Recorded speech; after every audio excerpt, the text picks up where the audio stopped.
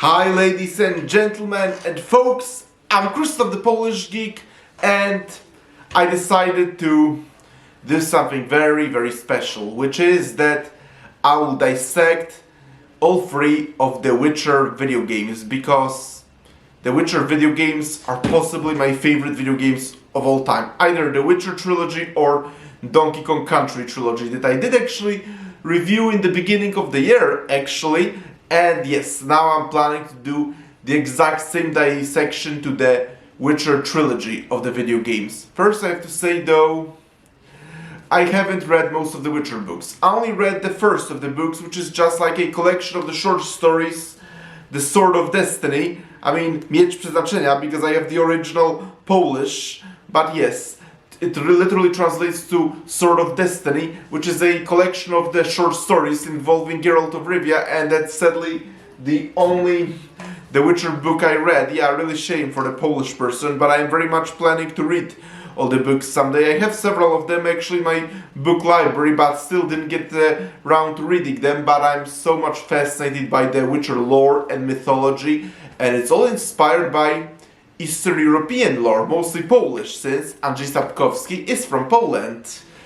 And what else? On November 11th, Polish Independence Day is coming. Yeah, while in the United States it's Veterans Day, but here in Poland it's gonna be Polish Independence Day, so this will be the day where I'm reviewing The Witcher 3 Wild Hunt. Because yes, now I'm kind of discussing the Witcher trilogy of video games in general, like I'm discussing all three of the video games now and giving you guys like the general idea, and then I'm gonna review the very first game in the series, then the second game in the series, Assassins of Kings, and finally on November 11th on Polish Independence Day, I'm gonna conclude it with The Witcher 3 Wild Hunt, which might still possibly be the greatest game ever made. But first, I'll just give you a little bit of the backstory of The Witcher and about the lore and all of that. The Witcher lore is very much inspired by Eastern European lore, mostly from my native Poland. I mean, Andrzej Sapkowski is Polish, so it explains everything. The Witcher might seem like regular medieval fantasy on the first glance, but it's very unique in that most fantasies are very much inspired by Western medieval Europe, or just medieval Europe as a whole, but The Witcher though is very much Eastern Europe, mostly Poland. When I was reviewing The Lord of the Rings, I very much explained in depth all the inspirations from European myths and folklore that Tolkien went to create Middle-earth, because all the fantasy books, movies, stories, all of that, they all very much owe everything to J.R. Tolkien, which of course includes Sapkowski and his The Witcher books. But what makes it different is that, as I said, Sapkowski decided to use Polish folklore to create his fantasy world, as well as some other Eastern European folklore. And also another thing that makes The Witcher so unique is that it mixes high fantasy of Lord of the Rings with grit, gore, violence and political scheming of Game of Thrones, and also add very Eastern European flavor, and you have The Witcher. When I review each game in the series, I will actually give some examples of Eastern European inspirations. I will just give one inspiration from Polish history right now. You see the Eagle of Redania? It's very much clearly inspired by Polish coat of arms, because Polish coat of arms is a white eagle, and while the Redanian eagle is said to be silver, there is no doubt that the inspiration is very much there, and it's just too obvious not to notice that the Redanian eagle is clearly meant to be inspired by Polish white eagle. And even King Radovid in The Witcher 3, even worse, the coat of arms of Redanian eagle.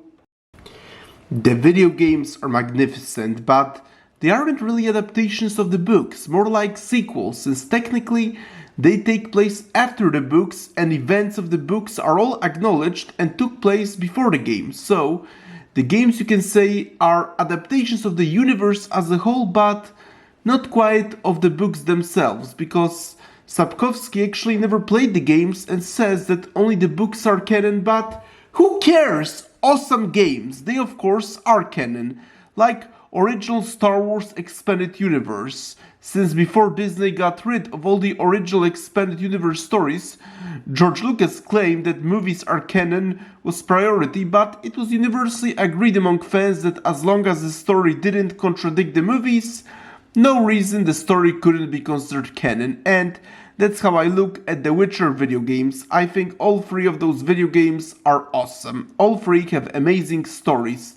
No doubt that The Witcher 3 is the best, it's like no context there, but all three games are amazing and I'm gonna to dissect each one separately in 3 videos, starting with The Witcher 1, of course, because yes, the first video will be about the first game, which is still amazing, but graphics and parts of the gameplay most certainly did not age very well, and I did see some people outright saying that The Witcher 1 is completely unplayable at this point, but I personally have to disagree with that, and I will very much talk about it, but even if you do find The Witcher 1 unplayable, you can't deny that the story is just amazing.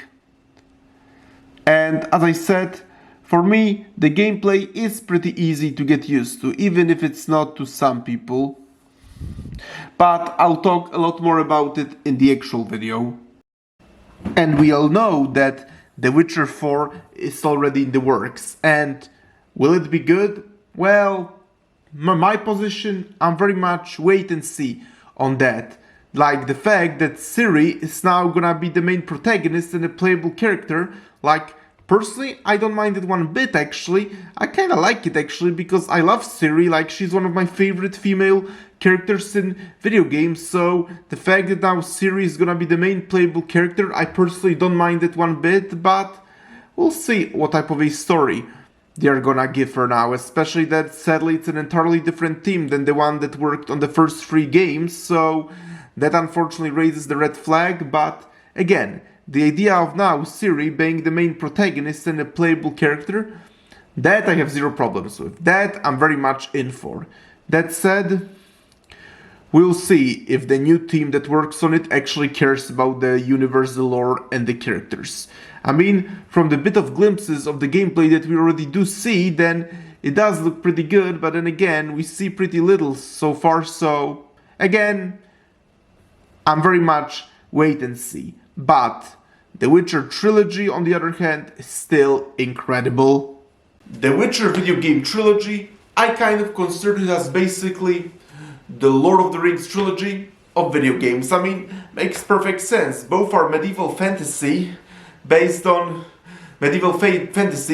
classic books. I mean, the Lord of the Rings based on Lord of the Rings books by J.R. Tolkien, and then The Witcher based on The Witcher books by Andrzej Sapkowski, although more like sequels taking place in the Witcher universe, since they technically aren't adapting the story of the books, as I already said, but more like take place after them.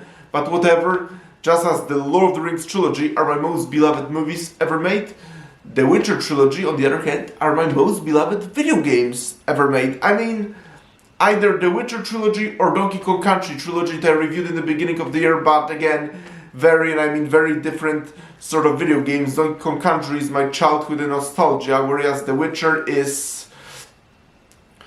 just quality storytelling at its best, combined with amazing gameplay and beautiful looks and graphics. I mean, yeah, I'm probably talking mostly about now The Witcher 3 Wild Hunt, but yes, as I said, I'm gonna be dissecting each and every one individual of The Witcher video games, starting with The Witcher 1, then I'm gonna review The Witcher 2 Assassins of Kings, and finally on November 11th on Polish Independence Day, that's when I'm gonna review The Witcher 3 Wild Hunt. I mean, it makes perfect sense to review it on November 11th, which is Polish Independence Day. I mean, The Witcher 3 Wild Hunt is basically a magnum opus of Polish entertainment. Like, just as The Witcher books and video games, I mean, the franchise as a whole, you could consider basically magnum opus of Polish nerd culture, but on the other hand, The Witcher 3 Wild Hunt, on the other hand, is very much a magnum opus of Polish entertainment. I mean, it's one of the greatest video games ever made and a perfect contender for the best video game of all time, but more on that when I actually